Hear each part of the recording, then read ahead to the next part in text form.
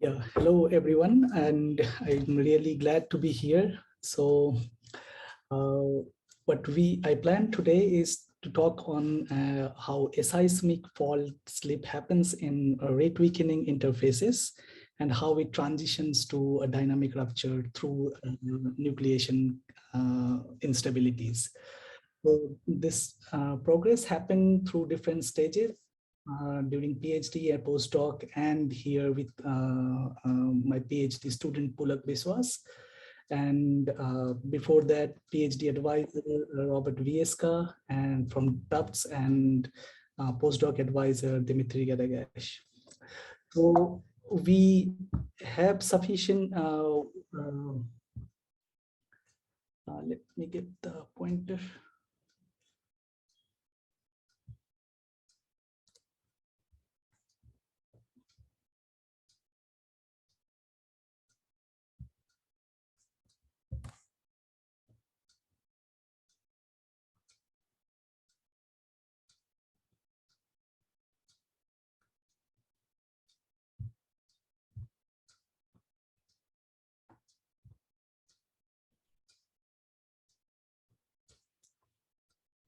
Yeah, so we have sufficient motivation for us that why we consider many ways of slip and sliding on fault and interface. And this CIG Geodynamics group and the YouTube channels have a fascinating understanding of the motivations and why we study this system. In this talk, we keep motivations, keeping those motivations in our mind. We go ahead and consider a mechanical fault, a geological fault as just a mechanical interface, a planar interface where a slip happens, and some part of the region remains thick, and some part is slipping or sliding. And indeed, it can be considered as a thermodynamic system where we have two phases. In this, there is a stick phase at some part and slip phase some other part.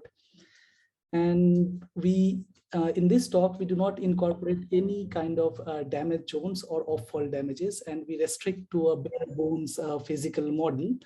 And the three ingredients of this talk and the fault mechanics that we are discussing in this half an hour is the bulk deformation of the surrounding media, and then interfacial friction and the inertia that provokes the waves through that.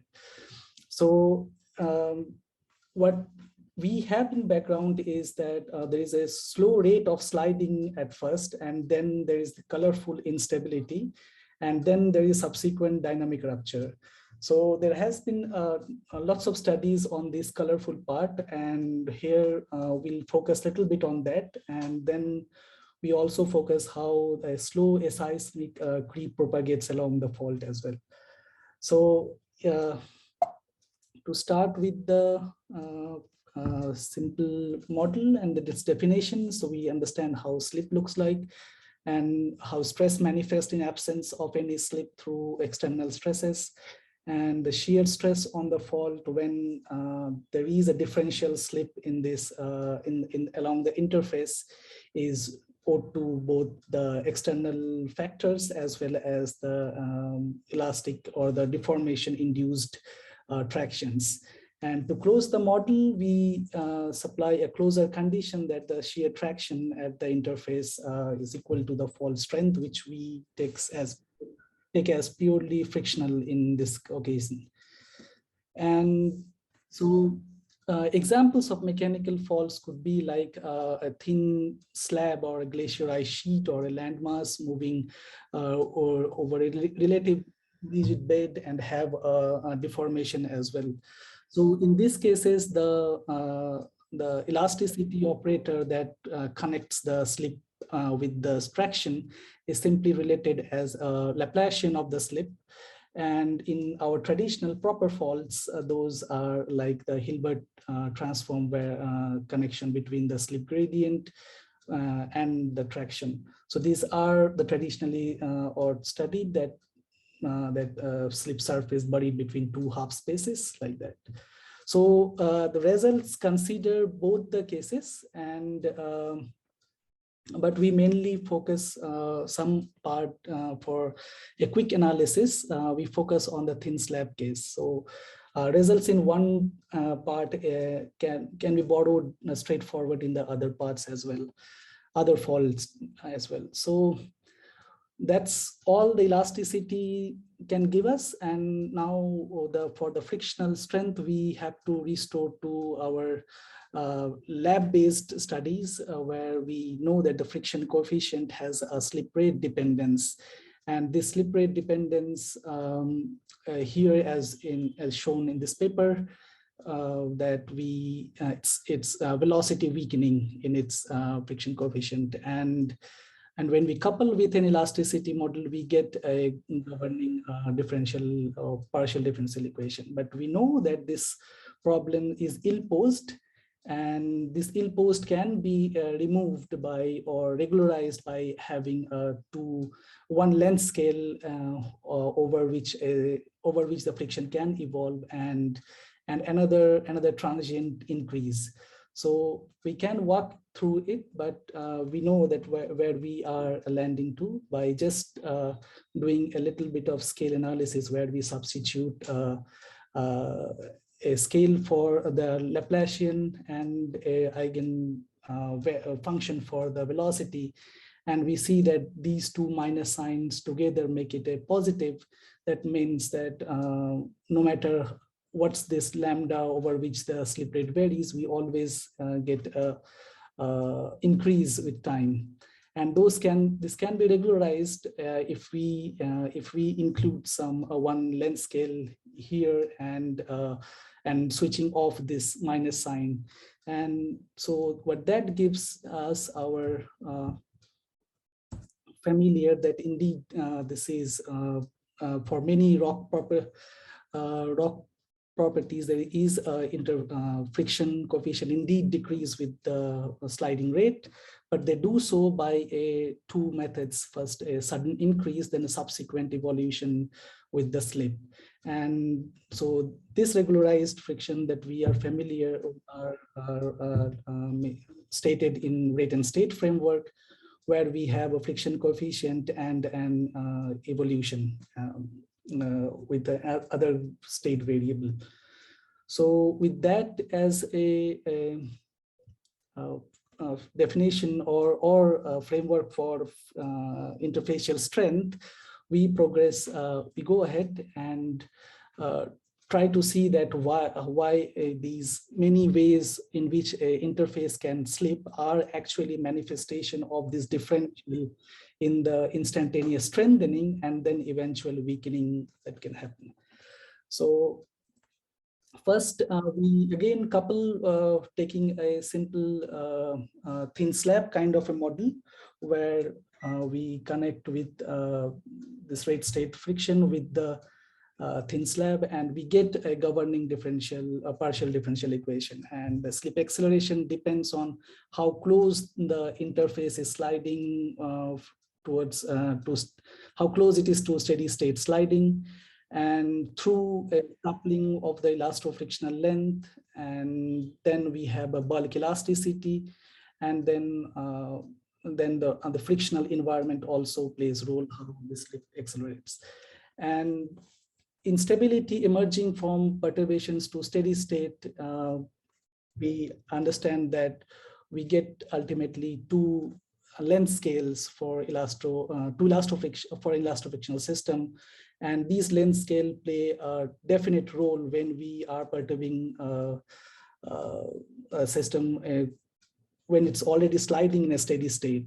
So these length depends on the elasticity of the surrounding material, then couples with the friction, and they have a significance in terms like when we run, that if we have a frictional interface which is rate weakening throughout, and we drive the slip by giving a localized but constant in time a stress rate, we get an instability, and that instability develops over a size governed by the nucleation length scale that be aware of. So then we see that here we have a length that is very much intrinsic to the to this elasticity and frictional system, and we are not supplying anything from outside. These are pretty much internal of the model. So what could happen if we choose to incorporate some other length in the system, either through a finite fault or either through variation of frictional properties? So here I show two consequences of having a frictional heterogeneity and on an interface, and how it can affect the development of instability and then subsequently dynamic rupture. So we again take a fault where now we have a frictional property varying over the interface with the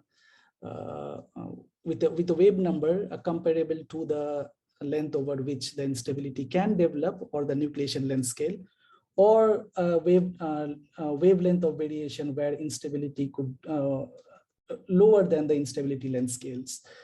So we run the system in two cases, and we can find that there are like,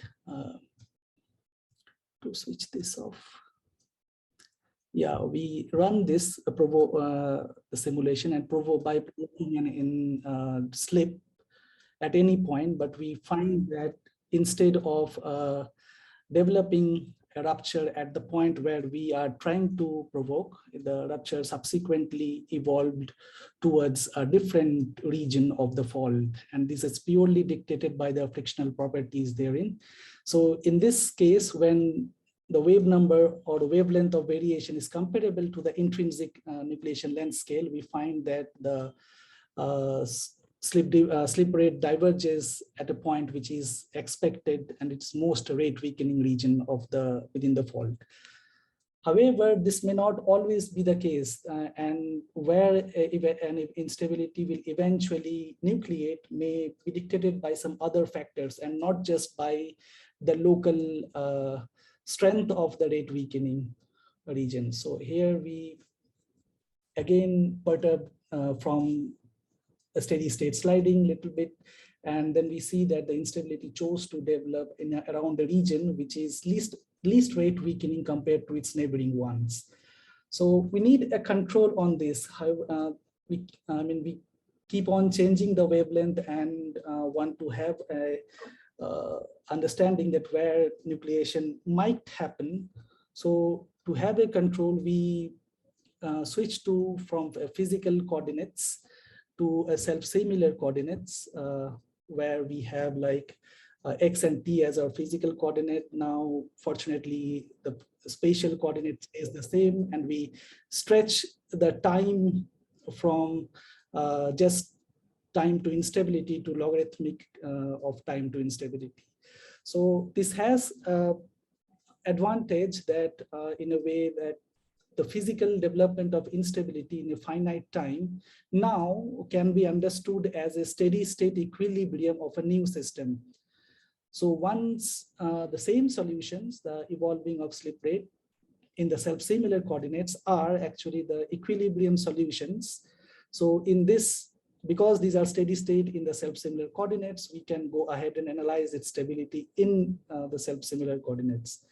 So when we do so, we can clearly separate the region that can allow a nucleation to happen. For example, in this case, where the green part are the ones which allow the nucleation, and the red ones are the region on the fault which where it denies any instability to progress. So this gives rise to something called as we try to see as a preferential nucleation sites, but it can be questioned that that before getting into the preferential nucleation site, the inertia can participate in the dynamics and will never have the chance to get the preferential nucleation. That could be. However, the region which are unstable actually give more information along these kind of system, and we can leverage both the solutions to our advantage that we'll soon see. So the point take home is that if we have another length scale in the system, in this case through the variation of frictional property, they talk to the internal length scale in the system, and the dynamics changes a bit. Now, a stability analysis tells us a preferential region where instability can happen, and the separatrix where the instability, where the solution separates regions where instability can happen and where not. So we leverage this fact, and we'll see how, and we sweep through a parameter variation of the wave number. Now we consider frictional heterogeneity like this, single monochromatic, and we can, and we vary of different, we use of different wavelengths, and we want to know that how these stable and unstable solutions alternate or change with time, change with so we go ahead and we see, analyze the stability, and we find that here again that the stability of a particular solution, for example, this green curve, becomes more and more stable as we approach as the wave number matches the intrinsic length scale, just like a resonance kind of a situation. And the unstable solution becomes more and more unstable as it approaches the intrinsic length scale of the system. However, as the scale separation happens, that the wavelength separates from the intrinsic scales, then we tend to have a different behavior. The solutions which are originally stable now becomes unstable, and which one were initially or at the beginning were unstable now became stable through these series of bifurcations. So you see that here we have a situation where the heterogeneity matters most when they resonate with the intrinsic length scale, spatial scales in this case. And when we have a scale separation, the amplitude of the stability kind of decreases, and these heterogeneity doesn't matter as much as far as we nucleation or the instabilities nucleations are concerned. So we reach a homogenization limit, and these analyses can tell us that how when we are safe to ignore any heterogeneity in the interface, and when we not. So again, we reminding the point that these studies are on the interface, which is already sliding at steady state, and we perturbed over that. Usual complaint could be that when we have a monochromatic variation in the frictional parameters, then how to analyze a system which has non-monochromatic variations, or fractal ones maybe in future studies.